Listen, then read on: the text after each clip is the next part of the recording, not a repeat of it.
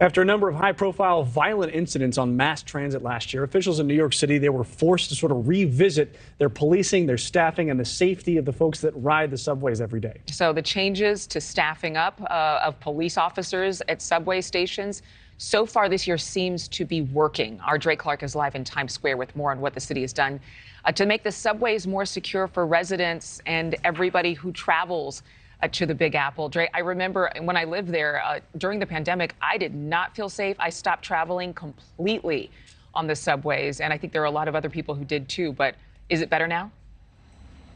Yeah, it is better, and that's one of the reasons why they, implemented these changes, because so many people felt like the system was too dangerous here. As you guys know, subway crime here in New York City in 2022 was an absolute mess, with close to a dozen people being killed. System-wide overall, crime was up by more than 40%. But in the first 2 months of this year, the NYPD says they have managed to cut subway crime down by a significant margin.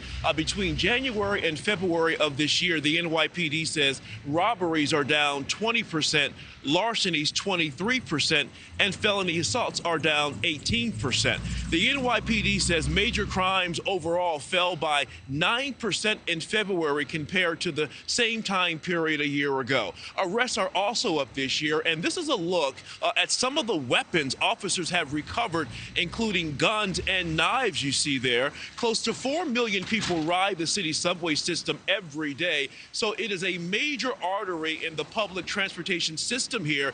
But many regular riders complained it had become too dirty and too dangerous. Last October, the NYPD launched an aggressive initiative called Cops, Cameras, and Care, which redeployed about 1,200 police officers to subway platforms and stops with higher crime rates. The increased police visibility discouraged criminals from targeting riders, and the MTA now says customer satisfaction concerning safety and security has reached 62%.